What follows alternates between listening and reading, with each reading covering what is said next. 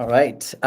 Good morning, good afternoon, and good evening to wherever you're joining in from the world. And welcome to Enterpret's first ever virtual roundtable. My name is Varun, and I'm the moderator for today's discussion. Um, I'm also the co-founder and CEO of Enterpret, which is why I was able to get this job of the moderator without and beating out the competition. I'm thrilled to welcome three incredible humans. To our panel today, who will be discussing customer insights with us. So yeah, I will love to bring them on one by one. Our first guest today is Mr. John Beckmann. John is the head of meetings product at Zoom. It goes without saying, Zoom is one of the most transformative products of the last 15 years, used by everyone from largest of large enterprises to individual users. And as the head of meetings product, John bears a special responsibility um, of tackling very diverse use cases. John has been a product leader for almost 20 years, so has a lot of experience seeing the evolution of product management and consuming insights, and seeing the evolution of tooling and processes. So I'm really excited to welcome John, and I think we'll get to learn a lot from him. So I love to bring John onto the panel. Hi, John. Good morning, everyone. Yeah. All right.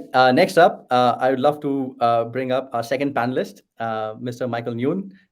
Michael is the head of Voice of Customer program at Figma, which is part of the research team at Figma. Michael has previously built and scaled Voice of Customer program at Asana, and he's like very passionate about scaling user insights. Figma as a company and product depends on customer insights for all strategy. And just like Zoom, in my opinion, Figma is also one of the most transformative companies of our times. Latest evidence being the news we all have been probably seeing for the last couple of hours. So I'm thrilled to welcome Michael to the panel, who has kindly put his phone on airplane mode because his phone has been buzzing since morning, to take out some time and chat with us. Michael. Hey, Varun. Great to be here. Hi, everyone. Hey, Michael. And then lastly, I would love to bring on Misty to our panel. Misty is the head of product operations at Notion, another one of the generational defining products and companies. As the head of product operations at Notion, Misty and her team are responsible for ensuring free flow of customer insights from all incoming sources from the external world to all relevant engineering and product teams. So really excited to bring Misty on and learn from experience. Misty has done this previously for many years at Gusto also. So I would love to bring Misty on to the panel as well. Hi, everyone. Misty. Happy to be here. Thanks for having me. Great. Wonderful. Thank you all, John, Michael, and Misty, for being part of this panel and taking out some time from your busy days. And lastly, it would be extremely unfair of me if I did not introduce the entity which is responsible for this event with a quick introduction, and which has brought us all together, which is Enterpret. So just for folks who are not familiar, at Enterpret, we're building customer feedback intelligence for product development orgs. We came out of stealth 6 months ago and are lucky to be used by companies such as Notion, Airbase, Samsung, and then several others, which I'm not at the liberty of disclosing the names. We're also lucky to be backed by two of the most iconic VC firms on the planet, Sequoia Capital and Kleiner Perkins. If you want to learn more about Enterpret, you can go to our website, enterpret.com, which is says on my t-shirt with .com. And if you want a demo, you can fill out the demo request form. We'd love to show you what you're building. Or you can just send me an email at varun@enterpret.com, and I would love to have a chat about what you're building and if we can be of help. Great. All right. With that being said, let's get into it. John, Michael, and Misty. So I want to start the discussion with something intentionally a little philosophical, because it's a question that everyone struggles with. I've seen it in multiple companies, which is like, if you think about different data sets, like there is clear knowledge of what this is financial data, it's owned by the finance team. This is marketing data, it's owned by the marketing team. This is engineering data owned by the engineering team. But if you look at customer feedback as a data set, which function owns customer feedback? And what is the right way to own customer feedback data? I've seen so many teams just struggle with which function should own customer feedback. So I'd love to get all three of your inputs into that. Maybe starting with Michael, and I'd love to bring John and Misty in. Yeah, I think that's a great question. For me, I think about customer feedback as a closed feedback loop that starts and ends with customers. So for an organization, I think it's really important that people understand this feedback loop and people are kind of stewards of this entire process and working on it together. So, I think it's important for organizations to realize that this feedback loop is important because you need to be able to listen, understand, prioritize, take action, and ultimately respond to customers. And I think by looking at it kind of from a customer's perspective and working back from that, it's really everyone's responsibility is the short answer. But in more detail, I think there's, different groups that facilitate that process. There's insight creators and producers. Those are your customer facing or customer interacting folks that are working with customers in that context. And they really become experts in that space. So you really want to kind of keep that context. And then you have your insight consumers, your product builders that are using insights throughout their product development process, whether it's prioritization, brainstorming, et cetera. And then ideally, there's this kind of third leg or wherever it lives in the organization, but a team dedicated to architecting and scaling this process and making sure that these feedback loops are happening, they're effective, and the data is stored in a way. So hopefully it's best of both worlds where teams have expertise of their data, but then there's a VOC team or insights team that's helped kind of facilitate that loop. Right. Yeah, that makes a lot of sense. I love the three facets you described of insight creators, consumers, and the scaling, the architects, basically of the whole process. Misty, what have you seen work well in terms of ownership of customer feedback data? Yeah, I'm with Michael in that like everyone who consumes, receives customer data, and everyone who interacts with customers has ownership because it's their responsibility to listen to that data, observe that data, consume it, and share it with the right people. But also to Michael's point that you need someone to help curate that. And the best people to curate that are the people who have the subject matter expertise to be able to provide context for that data up to the decision makers, up to the people that you're making recommendations with. But honestly, it's everyone should own it. But some team like product operations, a voice of the customer, insights and operations team should be the one to help curate and shepherd that to the right place. Yep, got it. John, anything you've seen work at like differently between early stage and larger stage companies on ownership of customer feedback? Yeah, I mean, I agree with everything that's been said. My comment was going to be around stage of the company is probably a big impact. In my experience, when I was at much smaller companies, support would focus on things coming in through support. And if you were in product, you walk over to the support person and catch up once a week, and that's probably good enough. If there's a feedback channel that you've set up as a product manager, you're paying attention to that and you can triage it on your own. You probably use some tool to monitor social media and you're good to go.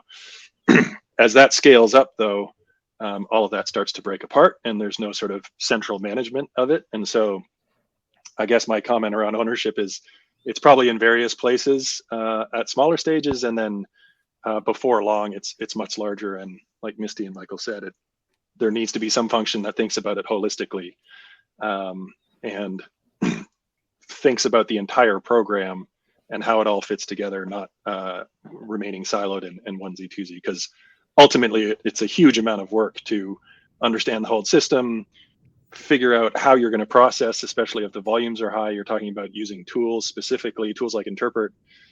So there's vendor selection and vendor management and learning how to use the tools. And there's just so much involved that having, the product team or something like that be responsible for that just doesn't scale. Yeah. Sorry. Go ahead, Misty. Please. I really appreciate the point about making sure that people aren't working in silos. One of the realizations I've had over my career is that yes, sales, success, customer experience, anyone else working with customers, we're all working with the same customers at different stages of their life cycle, but they're the same customers with the same general basic needs, wants, desires, and use cases. And so it's best when we can curate those together from those perspectives, but make sure they are all feeding into the same place. Yeah, and to add on to that, the silos is a really interesting one because everybody who's in their silo wants their feedback actioned on. But it's often not about evaluating feedback on its own, but evaluating feedback compared to other feedback, right? So in Zoom's case, we have a massive free user base that is very consumer oriented, everything from, grandmas reaching out to their kids to one person companies. And that's a very specific customer segment. And we have the largest companies in the world, and their asks are completely different. And we need to contextualize all of that in terms of prioritizing our resources. So those silos, especially when you're talking about feedback, are really dangerous, because somebody needs to be able to say, I know enterprise wants this, but free wants this, and what's our strategy and what's our priority for those things. You can only do that if they're not siloed. Yeah. I've also seen this show up in harmful ways, even with really good intentions. Like at my time at Asana, each team was very customer centric, and they were advocating on behalf of their customers, but just the communication lines and like kind of stumbling over each other and kind of sending mixed signals to the product org, and the product org is like, okay, who do I listen to? You guys are saying different things. Which one's higher priority? Like I need some signal here. So yeah, the silos are real. Even in the best cultures, there are challenges. Yep. Yeah, I don't. The silos to me they're very unintentional, I guess. If that's a way you were trying to express it, I agree with that. It's not like anybody sets out to own this one and not share it. It's just sort of when it grows organically, it's sort of where you can end up. It's part of why ultimately ownership in some type of voice of the customer structure is in my mind kind of required for that reason as well. Yeah, very fascinating. Yeah, thank you so much for the input. Yeah, great. So I think with something very high level philosophical, which I think was a very fascinating discussion. All three of you shared your points. I would love to go into something like a lot more tactical as well, and I think I would love to hear it from both perspectives. From to borrow Michael's term, hear from both the inside creators and the inside consumers perspective. So I think starting with inside creators, and we will start with you, Misty, and then I would love to get Michael's perspective on this. How should product operations and customer insights creators think about packaging customer insights for inside consumers like executives and product managers and engineers? What have you seen work well in terms of like what's the best way to package insights that it is actionable, the cadence of sharing it, and any learnings you've had across what has worked best throughout your career? Yeah, not to be too glib, but like the way we should package it for our consumers is the way our consumers want to see it. Because of what because what I've seen not work is, the insight creators, the success, the support success, product ops team spend a lot of work putting information together. But if it's not in a format that our consumers can consume, if it's not with the focus or, arranged along the same priorities and themes that the consumers understand and care about, then all that effort is for nothing. And it's a lot of good data that really isn't going anywhere. And so the most important thing is to figure out what your consumers want, what your information consumers want, get commitment from them to do something with this information, because that's something else that can fail is you're putting something out and everyone's like, great, but what do I do with this? That's nice. Thanks for this information. I'm just going to go do what I was going to do anyway. Yeah. But I think you also have to make sure that you are curating that data and making sure it's very clear and actionable, not overwhelming people with information, because again, that's another thing that'll make people's eyes glaze over. So curate it and make sure it comes with actionable recommendations or actionable problem statements, depending on the culture of your organization. But make sure there's always that like link to the big pile of data for anyone who does want to dive in and learn more. Yeah, excellent point. I think just to double click on one thing you said, is like which I loved. You present it in a way and they want to consume. So how do you like think about getting that clarity? Like what does that process look like? Anything you shared, like if they're product operations or customer insights people who are responsible for doing this, what can they do to understand the format in which they should be presenting given the company culture or on the stage of the company, or how they package customer insights? I mean, you'll have a sense based on the company culture, the tools the company uses. Of course, at Notion, we do this all in Notion, and that's what everyone wants to see. But you have to go ask people. I mean, it's that simple. You have to go say, hey, what do you want to see? How do you want to see it? Sometimes you have to try a couple things and really actively solicit that feedback. If you don't actively solicit that feedback in the early stages, you might not get it. So send out the report, then send up a follow-up in a couple days, and then maybe go to a couple individual specific people who's, are the most influential key stakeholders and say, what do you think? How can I change this? How can I make this work better for you? Yeah, thank you. That's very insightful. Michael, anything you want to add to this, like in terms of how to package customer insights? Yeah, I think what Misty said 100% is right. Is it's really what is the preferred and most useful method for your audience, which are kind of the product builders. What I've seen, and I think it is different every culture. What I've seen here at Figma is the product builders here, they're very comfortable ingesting feedback, digging into it, following up with customers. So they really like this traceability aspect of like, oh, can I follow up with that user? Can I see the video? Can I see the actual verbatims? So what we've done is try to kind of real time, and then timing is another aspect. So I think like for us, it's deliver the right insights to the right people at the right time, which is another factor that's important. But for now, what we're trying to do is deliver the insights in a very lightweight way, real time, so that people can scan it and kind of build this ambient awareness, but then have the metadata so that product builders can follow up or connect with other data sources like revenue or usage levels or tenure. And that goes back to what John said earlier, is like having that data in a place that you can go and start mining that, no matter what the data or the feedback source is really helpful. And I think tools like Enterpret are primed to kind of solve that problem. So yeah, I think it's really packaging in a way that inspires the product team for what's their use case within the product development lifecycle, educating the insight producers on what that best format is, like a lot of training around like, here's how to wear your researcher hat when you're on a sales call or you're on a demo. And then capturing as much metadata without adding too much friction to the process, I'd say is key. Yeah.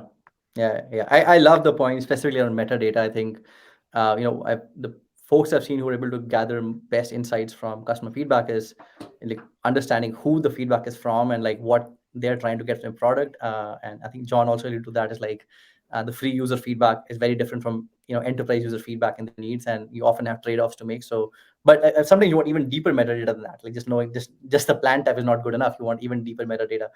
John, as a consumer of insights, who and as someone who has to prioritize the roadmap, think about the future. In what way, like what role does customer insights play into that, and how do you want to consume the data? Like, and can you shed some light into how do you consume the data, and what role does it play in the decision making process and the trade-offs that you have to eventually make on what to build next and what not to build next? Yeah, I'm on the product management side, so I am a consumer of this stuff. I like Misty's answer of basically, ask them what they want to see, and it does sound too obvious, but that's really what it's all about. I can sort of share from my perspective at Zoom. One thing that I'm very interested in making sure that I can get is feedback for my product, which in a one product company is less of an issue, and it sounds like it might be silly, but when you have a lot of products at a company, not every feedback channel is actually well geared to be able to just parse it into products A, B, and C as cleanly as you would like. So that sounds like an obvious top place to start. Once you've narrowed it down to your own product, then taxonomy becomes very, very key. And by that, I mean sort of areas of the product, right? So if I'm Zoom meetings, there's huge footprint and surface area. And I would ideally love to know information about joining a meeting and about ending a meeting and sharing your screen and virtual backgrounds, and these are all a taxonomy and structure that I would like applied to the feedback, because typically when you get larger, people own different areas of the product, and the virtual background PM is going to want that filtered down to their area. And then other things that I'm interested in, ideally by area, are things like, what is the general sentiment of our user base around that area? And that would allow you to see if it's good or bad and trending up or down, and allow you to follow up with your user research team on understanding why, if something isn't the way that you like it. I would also, for each area, ideally be able to say, okay, well, what are the top requests that are the most common? And by that, I mean fairly specific. When you get down to individual feature levels, people online tend to be really specific. And so aggregating that and helping with prioritization would be super helpful. And then the third thing is, are there any dramas that are flaring up that need attention? And so that's more of a alerting mechanism, et cetera, for anything that went bad in the latest release or anything that's down and all that. And all this really helps you to bring, I think, Michael, you mentioned it was, I can't remember the term you used, but sort of develop your gut instinct around some of these things. And you can bring that to a lot of conversations, especially if you work with enterprise and large customers. You know, somebody comes along and says, tons of people are complaining about X. And ideally you can sort of say, are they really?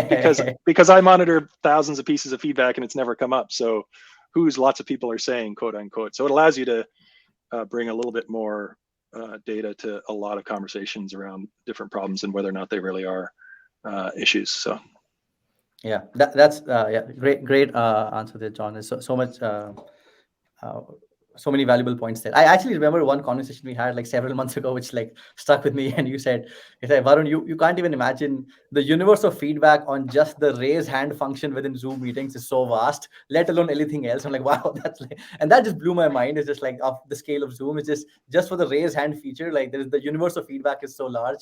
I'm like, wow. So I think that stuck with me. So, like, it's funny you mentioned that. We are constantly working on improving the raise hand feature because it's such an important engagement feature in a meeting, and the nuances of how it shows up and how it goes down and who sees it and who doesn't. I mean, it's actually really kind of more complicated than you would think. It's a good example. Yeah. One thing I'd love to add to John's point about taxonomy, which I think is a really big question and very hard problem to solve. I think, Ruin, you know this, like having teams label different types of feedback is nearly impossible, in my opinion, to do by manually. And so one thing that I've found works is I've been just mimicking the product team's like bug tracking process, because essentially everyone in the company should know how to log a bug. It's usually part of your onboarding process. And when you're dog fooding, you have that process. So now we can just leverage that team's bug dropdown, product area dropdown, and we use that to route feedback to the right teams. And that dropdown list is essentially managed by the product or engineering teams. So it's up to date. It has like its own kind of ownership and accountability mapping to it. But that's one thing we've done that I think is super helpful in the automated routing without needing to build our own taxonomy. Yeah, I do find having, like, I agree, a taxonomy for tagging and categorizing applied by humans, like, it is a problem I have never seen anyone solve. I feel like we're getting closer and closer, but it is not a solvable problem. Yeah. But you need both. Like, I really appreciate Enterpret for finding things that the humans did not even think to create tags for. Like, that is a really valuable part of machine learning driven automated tagging and categorization. But you still have to have those, I tag things because I know what our product team cares about. I know what our engineering team wants to know when we're looking at, volume of bugs and volume of issues. And you have to have both and triangulate them and see how they trend together. But I cannot foresee a future in the next couple of years where we don't have both. Very fascinating, right? Wonderful. Thank you for that's some really good points there. Great. I think so. Moving on, would love to discuss what is actually the heading of the event, which is scaling customer insights. So I think all of you have experience working at truly hyper growth companies at scale. So would love to know, like maybe starting with you, Michael, this time. It's like what breaks at scale? Like what are some things that used to work earlier that break at scale that folks can be mindful of as it relates to the customer insights program, and how do you prevent that? Yeah, I think we've touched on it. John mentioned, when you're early stage, like early at Asana, it was like 3 of us in a room be like, hey, what are the top 10 things people ask for, product teams asking? And we can like hash it out and agree in like an hour. Right. So I think one thing that typically breaks is the diversity of voices that are being represented. So as your product scales to more audiences, you have different types of personas, you have users, buyers, admins. And so when that becomes broad enough where 1 or 2 or 3 teams can't really represent the right sample size of our customer, then that kind of people and relationship approach tends to break. Then what typically happens is there's like, okay, well, let's put on a side project for one of these teams to kind of help figure that out. And I think that's how a lot of VOC programs are born. The other thing is I would say competing and inequitable communication paths. I think we talked about this is like, sales may spin up like, here are the sales blockers of the month. Support might have top issue drivers, and they're competing for airtime and audience like attention. Yeah. And I think that's where things can also break down. And then Right. we've already touched on the siloed data sources. Like, great. So now you got to ask you have to know who to ask in the right team to get access to the feedback. And that breaks because you got, new salespeople and new product people joining every week. And it's not equitable for newer employees to know where to get that information. Yeah, that's a really good point. Misty, I think I think one of the things that you are very passionate and good at is like migrating organizations from the the instinct and the magic to like something more process oriented and scalable. What are some early signs of like detecting when to start that journey, right? Like when do you start a VOC program, and then what are some early signs that the magic is not going to scale? You need something better to scale the learning from customer feedback part. Yeah, thank you for saying that. I think you do have to start with the magic. Like, I think if you start trying to categorize everything right out of the bat, like you don't have enough information, you don't have those instincts to start with to even understand where to start. But where it can start breaking down is as your organization grows, as your number of customers grows, as your product grows in complexity. To Michael's point, like it becomes almost impossible to retain that instinct in an accurate way. And so you have the, institutional historical knowledge of what the top customer concerns are, but that doesn't necessarily hold 6 months, a year down the line. And if you don't put some process in place and some data integrity in place sooner rather than later, that institutional historical knowledge is going to persist and be inaccurate. So like if we had not started to put a lot of process in place here, there would still be a perception among folks who've been at Notion long enough that our user's top request is offline mode. And yes, I know many people want offline mode. We do hear you, but it is not the top request anymore. As our products grow in complexity, as our user base is growing in complexity, like there are other top requests. And so it starts breaking down when information doesn't change. It starts breaking down when everything's flying around on Slack and no one knows where to find anything. And like Slack and casual conversations are not good data. They don't have good data integrity. You can't track them. You can't aggregate them. You can't follow up, be accountable to following up on them. Yeah. So really good points here. And then John, would love your perspective on this as well. I mean, you were there at probably a very special moment in digital products history where like pre and post COVID, like the feedback volume for Zoom must have skyrocketed by I don't know how many multiples. So how did that change the product building process? Because I mean, you saw what spike in volumes. I don't think anyone else will ever see like that amount of volume. Anything you want to share from that experience? What you learned? Reflecting on the last couple of years? So I joined Zoom in January of 2020. So literally about 5 weeks before the internal charts started changing their behavior pretty quickly.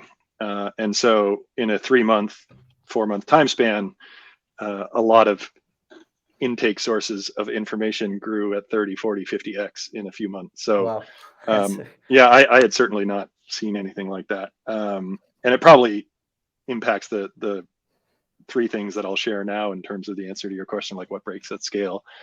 The first one, and I think this was mentioned already, is sort of what breaks down is a total view of everything, and a way to get it and a way to make sure that the right people have it. So that the same people understand that what enterprise is asking for is not the same as what free is asking for, and in our case we've got verticals and all the segments and all the use cases, so it gets pretty tricky. So that total view is really, really, really difficult to maintain, to even produce, and then to pay attention to and bring to bear. This gets especially tricky when you bring in enterprise dynamics, because you can have 10 very large customers that are the same revenue as 1,000 smaller customers. And except the difference is the 10 largest customers for sure have your CEO's phone number. And so the dynamics are just different, and it's a very natural and human thing. And as an enterprise company, you do have to pay attention to your large customers. But the challenge from a feedback perspective is to still keep the broader context in place when those thousands of voiceless many might not have as much internal volume, so to speak. So that's some of the challenges. And Zoom is very, very customer focused, and so we do try and balance all this stuff. I think the second thing that I would say that breaks is just tooling and process, right? We certainly went from a place where some intake sources were manageable by a human once a week to completely impossible and definitely needing software help and tooling. And there's lots of different tools that are relevant because the type of feedback can vary so dramatically, right? NPS is not the same as open feedback, is not the same as social media monitoring, is not the same as customer advisory boards. Like, these are all, I don't think there's one wonder tool that covers, I know Enterpret covers a lot of it, but this is very, very difficult tooling and process challenge when you start scaling up. And then the third one that might be a little more specific, but is a little bit based on our experiences, depending on the channels that you've set up, managing expectations around what people can get out of that channel is actually an interesting thing, because in a lot of cases, if you open up feedback forums here and there, people sort of think it's like support and they created a ticket and action's going to happen and somebody will get back to them, when actually it's, please let us know what you think and thanks for it, but that's it. We're not going to talk to you anymore. And that also breaks down at scale if you're not setting the right expectations in the input form itself. And so those are probably my top three. Yeah, that's a really good point. And I think that all wonderful points. One thing you said, John, which I think sparked a question in my head, and I think we'd just love to get your input. Like, what is it? How do all of you think about closing the loop with the customers after you've shipped an improvement? Like, what is the role of that? Like, and then what have you seen work well, like post, like in that journey? Maybe starting with you, John, since you brought it up. Anything to add there? Yeah, I mean, I think it happens in a number of different ways. There are some systems where you can take in tickets and the customer gets notified when things are closed, and it's sort of part of the software, which is pretty elegant. There's also a lot of very high profile customers that have account teams and get told in person, so to speak, live if the feature that they wanted has come up. There's also a lot of times where closing the loop is really difficult when you're responding to sort of general feedback and you're more relying on your release notes and various in-product announcements. So the closing of the loop really happens in a whole bunch of different ways, in my experience. Yeah, got it. Yeah. Misty or Michael, anything you would want to add to that? Yeah, this is one of the things that unfortunately I have seen break down at scale. I think there's things we can do to try to make it better, but when you do have a smaller number of customers, when ticket volume is lower, when the product is not as complex, when issues are getting fixed and features are getting built faster and more responsively, it's really easy to go back to one customer, go back to 50 customers, go back to 100 customers and say, hey, great news. Thank you so much for your feedback. Guess what? This is ready for you now. And as you grow, you have to have the technological systems in place in order to track the customers who asked for the feature, make sure you've tracked it accurately so that they don't get surprised by a weird email later, and then have a way to track when does this get released, and then how do we reach back out to folks. Customers do love it. I love it myself as a customer. Notion did this in the early days, and I was an early Notion user, and it was just amazing to get that. Oh, hey, guess what? We have this database feature that you requested now. But it takes a lot of planning and effort to make that close the loop program be consistent and to keep it as you scale. Yeah. I just want to chime in one comment on the last thing Misty just said, which is, in my experience, one of the biggest delighters you could ever provide is following up with a customer and saying you did that thing they asked for. It just disproportionately loved by customers. Every time I do that, they're like, oh my God, this never happens. Thank you. And it's worth doing even when it doesn't scale. This is something that some of our leaders here talk about. Like, we still have to do things sometimes that don't scale to learn and also to continue driving that customer love and delight. But then, where do you draw the line is always the tough question. Yeah. I'm actually really optimistic about being able to close the loop in a personalized way at scale. And it goes back to something I said earlier, which is like, if you're able to capture some of this metadata and you have the tooling to support it, it's actually pretty easy to start kind of integrating that user information back into campaigns. So at Figma, we every year we do kind of this release where it's called Big Little Things. And it's really cool because it's a bundle of quality of life improvements, and by themselves probably wouldn't get prioritized and get a ton of like press and PR for it. But we tie that back to the users and the feedback that they mentioned, and it's part of the campaign. So it's super cool to see like, hey, this person asked for this, we've launched it. There's a lot of excitement around that. And by kind of capturing the user email or user ID with their feedback, joining that with a bunch of information, making the feedback transparent and visible to product teams, it's actually possible to be able to kind of close this loop and do it at scale. So I think more and more companies should be considering this. I think it's possible. I know it's possible. And it's a huge delighter for everyone around, like for your customers, for your product team. It's super motivating for your sales team to be able to like build deeper relationships. Like it's a win-win-win for everyone. Yeah, right. Wonderful. Thank you all for chiming in. Great. I think so. Next, I think we all talked about like what breaks at scale. I think I would love to like put a slightly positive spin into it, which is like, how do you drive adoption of a successful voice of customer or a customer insights program? And like, what does success mean? Like, what is like, how do you measure it? Or maybe it's qualitative, but we would just love to get folks started. And Michael, so would love to like start with you. Like, any thoughts on like on that? Yeah, I think I think there's some fundamentals you can do. I think taking inventory of all the feedback channels, communicating where those are, where they are, what type of biases they may have, what some of the limitations are, and just kind of exposing that across the organization is helpful. But I think it really takes time to understand how product development works within your company, understand those moments of like when feedback is most useful, which teams are using it, how to champion and like elevate those teams and model that behavior.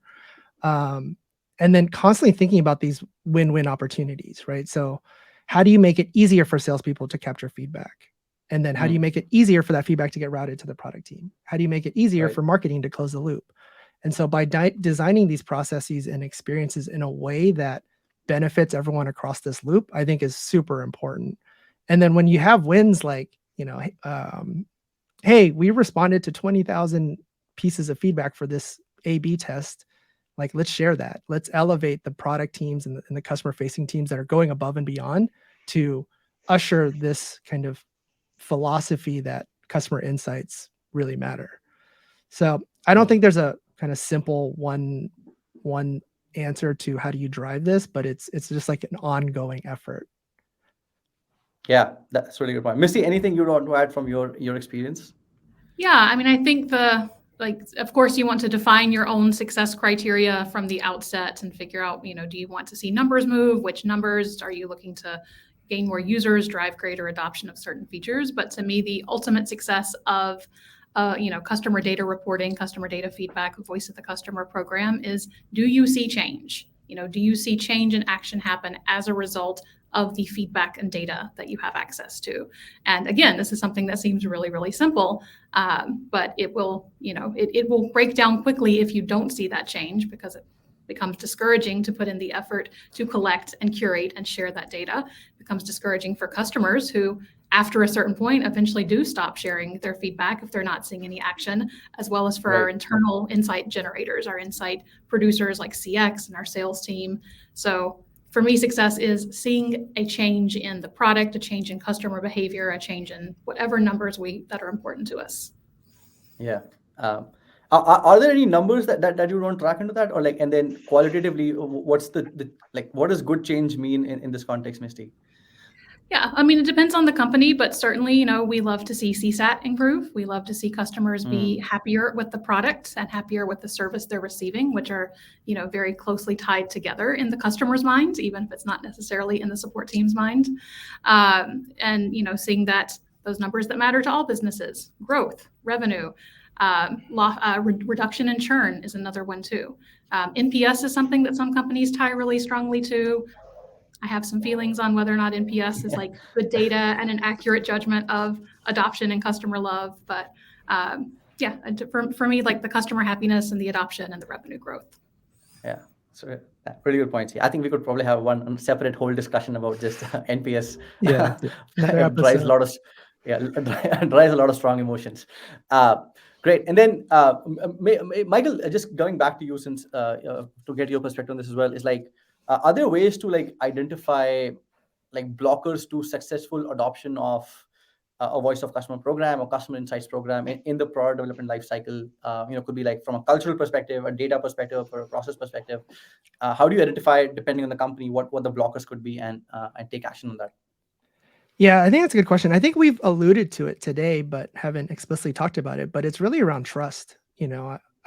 Prior to Asana and Figma, I worked in consulting, where you worked in some pretty large organizations, and there was a lot of like us versus them mentality between support and sales, or sales and the product team. And, they're working in different campuses, different buildings. And so I think understanding the level of trust between, your insight generators and your insight consumers, I think is super important. And I think it's really key to kind of understand that culture, and how to repair it, how to kind of enrich it is really key for these types of programs. The other interesting thing as far as kind of how to think about this adoption is at what elevation level is most important for the organization, right? John mentioned like having these roll-ups is really important.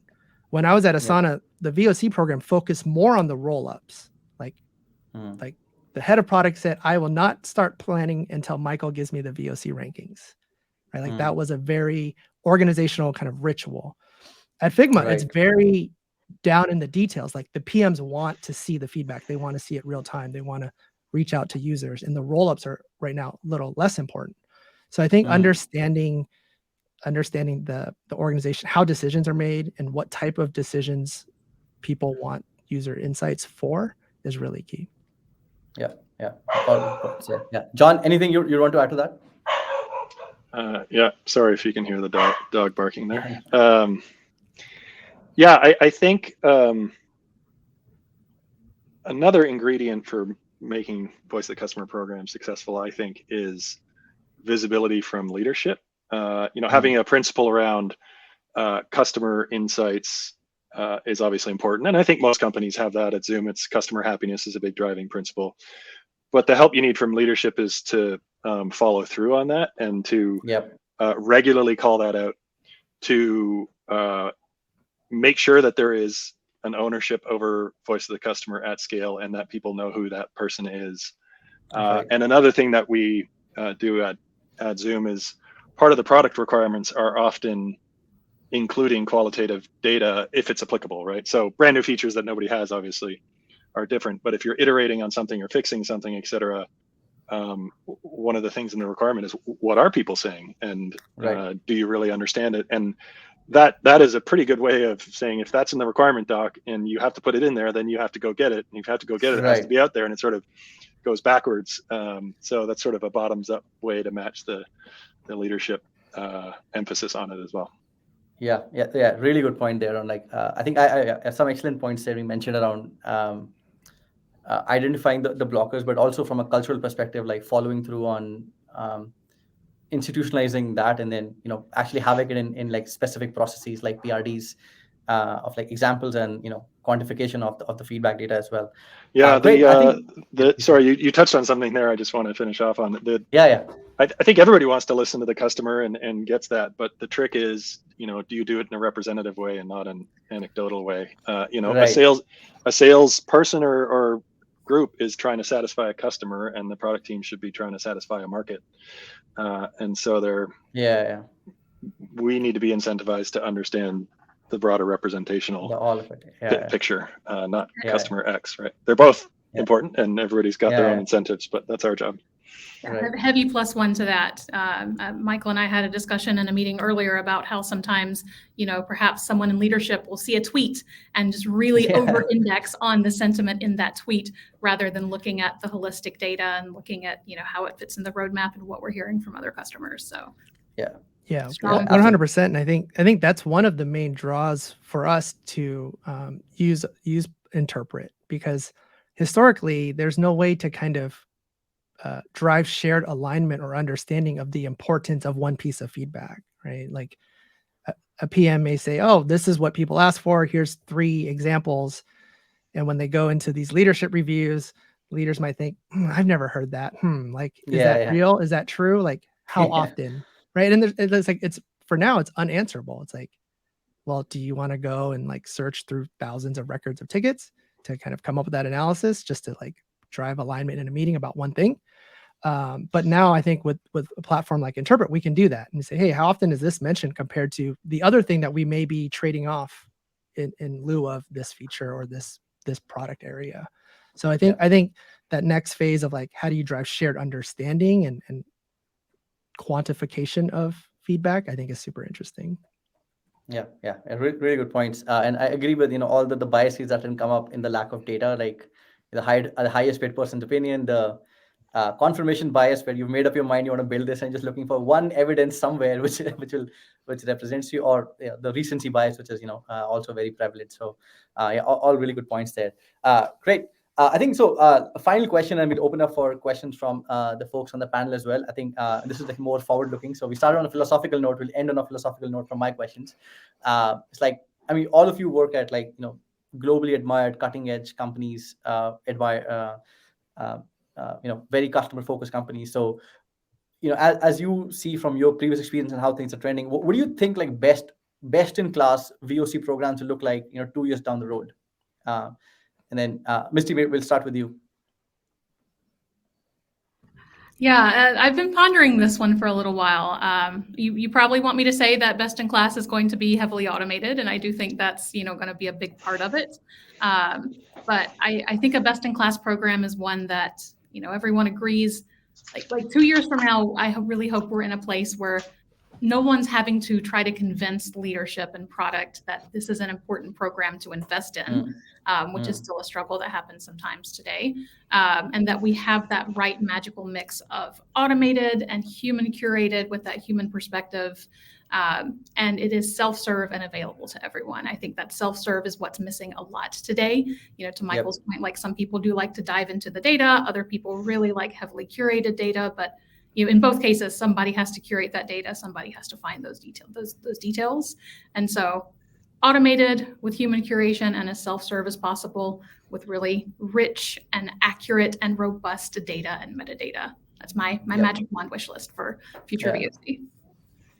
I agree with all of that. Yeah, very, very well said. And then John, any thoughts on that? I'm not sure I have a lot to add. That was a pretty terrific answer. The only thing that comes to mind for me is just making sure you actually have all of the sources, which can be not as obvious as you think. At least it wasn't for me. Although I'm, like I said, I'm on the PM side, not the voice of the customer side. So I'm not a professional. But when I started assembling different sources, I think I got to over 20 inside the company. And a successful VOC program has to know what they all are and make sure they're accounted for and brought to bear as part of the holistic picture. Absolutely.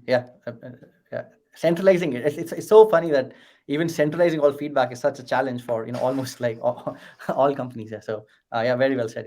And Michael, any thoughts on this?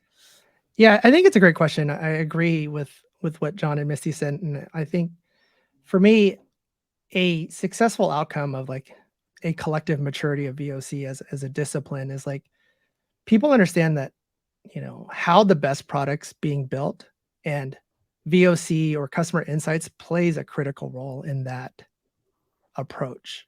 I think right now there's so much literature and thought leadership around product development methodology and process, and I think in 2 to 3 or 2 to 5 years, VOC has its chapter in that book, and scaling insights, managing this feedback loop, why you need a certain team, how you build a VOC team, what type of people, what type of talent, and how that integrates with PM design and engineering, I think is a kind of a world-class aspiration for VOC programs.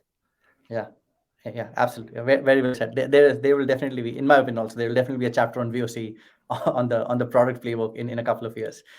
Great. I think we have 10 minutes left, and I would love to open it up to questions that folks are posting on the event. So we'll have a couple of questions that come up, and then we'll read them aloud and talk to all of you about that. So the first question is from Jan. I hope I'm pronouncing your name correctly, Jan. How do you work with internationalization on this? How does language change the equation? Well, that's a great question. Applies to all three of your products, like globally admired, used by people in multiple languages. Misty, let's start with you. Like, any thoughts in representing the voice of global customer base, not just the English speaking customers, especially in today's world when like products as all three of yours have just folks from so many different languages using them. Yeah, absolutely. I mean, the challenge is you have to figure out, there's two challenges. One is that you have to understand how to weight the data, not just in terms of like prioritization, but I only hear a small percentage of feedback about CJK character set issues. Well, only a small percentage of our users are using CJK character sets, and so how does that how do we normalize that data to actually accurate weight? And then the other thing too is Notion has users all across the world. We are not as a company providing our product and providing our support in every single language yet. So we have to prioritize French, Japanese, Korean feedback specific to those languages, and making sure that the product is working for them, making sure we're listening to them, and feedback in other languages is we're collecting it, we're monitoring it, but it won't be a priority until we move to officially support those other languages. Yeah, got it. Very good answer. Michael, anything you want to add to that? Yeah, I think at Figma, like 80% of our users are actually based out of the U.S. And being on the research team, it's something that we worry about. We're always kind of over-indexing on U.S.-based startups, and those are the people that kind of opt into our research programs and participate in those. So it's a funny story. So when we were rolling out Enterpret, I didn't realize this, but I was looking at feedback and I clicked on take me to the source, and it was in Japanese, and I was like, holy crap! It's translating all of this international feedback. And so our research team was thrilled to know that we now have a way to kind of better understand international feedback from different languages. But I think it's definitely a challenge that that we face as far as how do you ensure you're listening and kind of understanding this representation of your customer base, especially when most of it may be non-English speaking. Yeah. Really good points. Yeah, cool. All right, we'll move on to the next question. So from Liam, I'd be curious to know how these teams captured all this data manually before adopting a system of record. So maybe anyone wants to chime in with us, like Misty, how are you capturing all this data before you had a system of record? What was this data sitting in different silos? What is happening to it? Yeah, I have not worked at a company early enough to not have a really basic customer support ticketing system yet. So, even pre-hypergrowth, even pre-scale, there's usually some sort of central repository for that part of the data. But yes, to your point, this doesn't necessarily connect to the places the sales team, because the sales team is still having conversations likely at a pre-scale, pre-hypergrowth companies, still having conversations in their personal Gmail. The customer success team is, getting on phone calls. And so that data, you do have to manually curate that data. Here at Notion in the early days, we've used Notion to put all that in the same place and have to think about what are the integrations that can make this easier. In the past, in past roles, we've used spreadsheets, we've used Google Docs, we've used, just Drive folders full of recorded phone conversations, and then you have to go through all of that. So it can definitely get a little bit messy, and putting in that structure and putting in unified systems sooner rather than later is a really good move. Yeah, got it. Great. We'll move on to the next question.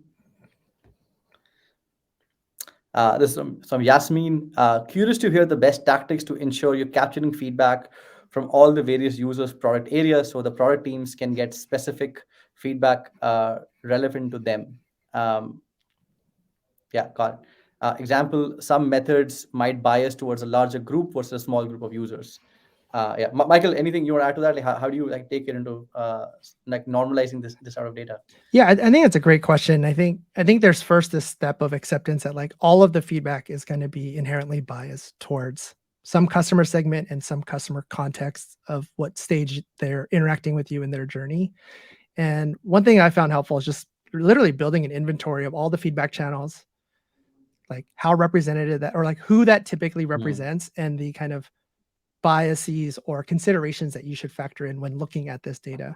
And I think when you see that, and you see it in context of all of the channels that we have, it kind of broadens your understanding of, okay, like I need to look here for this, or more broadly if I have a different type of topic. And then there's always going to be challenges or gaps, right? Like a lot of the monetization teams, like, oh, I need feedback from non-active users or churned users.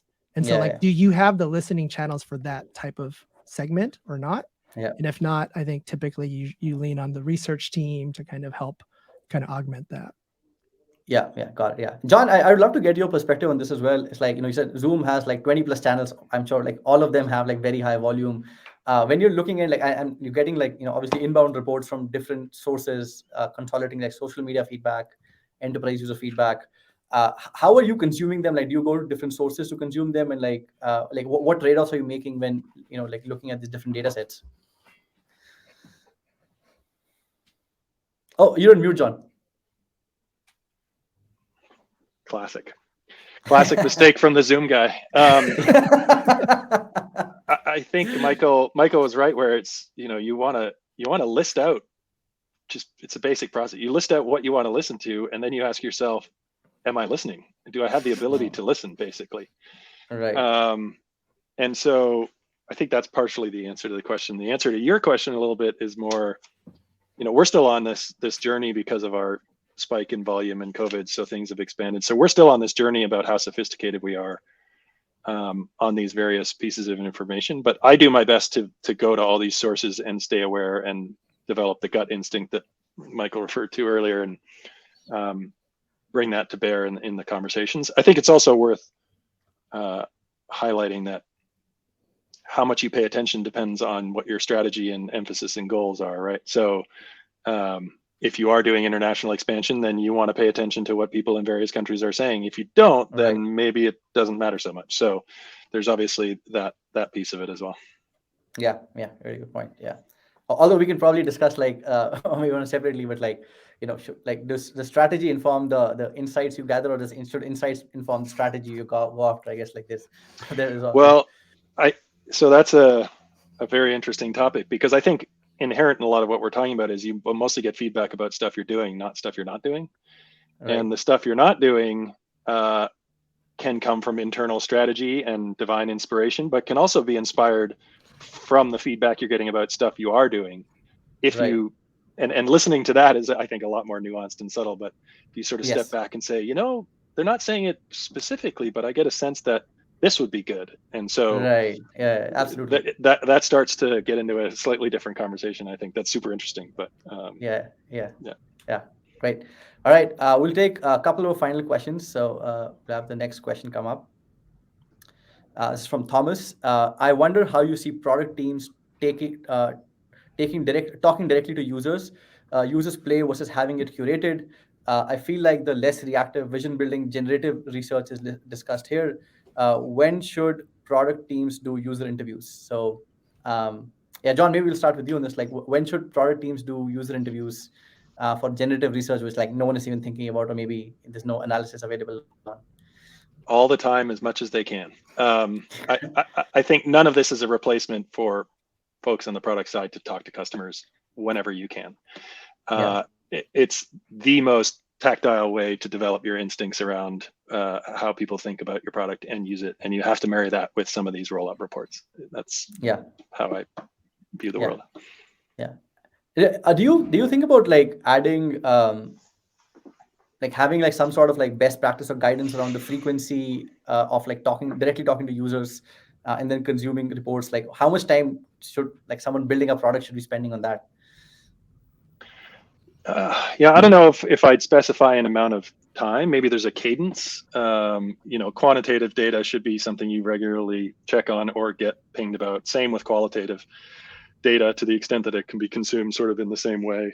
Talking to customers, I think is really, really important. And if you're an early stage startup, sometimes it's hard because nobody wants to talk to you. But when you're at a big company, it's too easy because everybody wants to talk to you. And so there's a balance to be struck. I found that if you're at scale and you have customers, that it's not that hard for PMs to get involved in customer conversations. Even roadmap conversations typically get a whole lot more interesting than just presenting some upcoming features, and you can learn a lot from those. So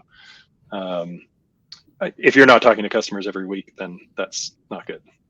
Yeah, great. Yeah, and Misty and Michael, anything you want to add? What you've seen like at your respective organizations work well in terms of like what the product development teams follow? Yeah, I mean, 100% plus 1,000 to John on talk to customers all the time, forever, as often as you can. This does not replace, like, everything we're talking about here does not replace that. In addition to, helping develop instinct, is just, I found in my career, especially, starting out in CX, when I used to make our PMs and our engineering managers come sit with me and work on customer support tickets. Like, that was very motivating. That was, that really made it real for them that, this isn't just the CX team complaining because they have to do work. Like, that we're feeling the pain of customers. We're feeling the excitement of customers who want more from us. And so I think it's really important for lots of reasons that are not necessarily quantitative. Yeah, great. Yeah. Plus one, I think the only thing I would add is, I think leadership plays a big role in this, and the type of behavior they model. Like at Figma, our leadership team is constantly engaging with users on Twitter. In our feedback channels, they're asking follow-up questions. They're like, oh, can you send the chorus link? I want to see the video. PMs are asking like, oh, can you introduce me? I'd love to kind of learn more from this user. And I think when you have a culture of that curiosity and that willingness to connect with users, it kind of sets the bar for the rest of the team. It's like the best product builders here are the ones that are comfortable engaging with customers, are the ones that make time to meet with customers. And then it becomes kind of the standard in which the way we build the best products is, interacting with our users. Yeah, great. Wonderful. Wow, somehow we're at time. I didn't even realize that. Great. John, Michael, Misty, I am so grateful to all three of you for taking time from your busy days and joining us today. Thank you so much for doing this. Thank you everyone for listening in. I hope this was insightful. Would love your feedback on this. You can send me an email at varun@enterpret.com. We love feedback. We're literally building a feedback company, so any feedback is welcome. So thank you again for joining this, and then hopefully we get to do a second version of this soon, and hope to see all of you there. But John, Michael, Misty, thank you so much for doing this, and wish everyone listening a wonderful day. Thank you, everyone. Thanks so much for having us.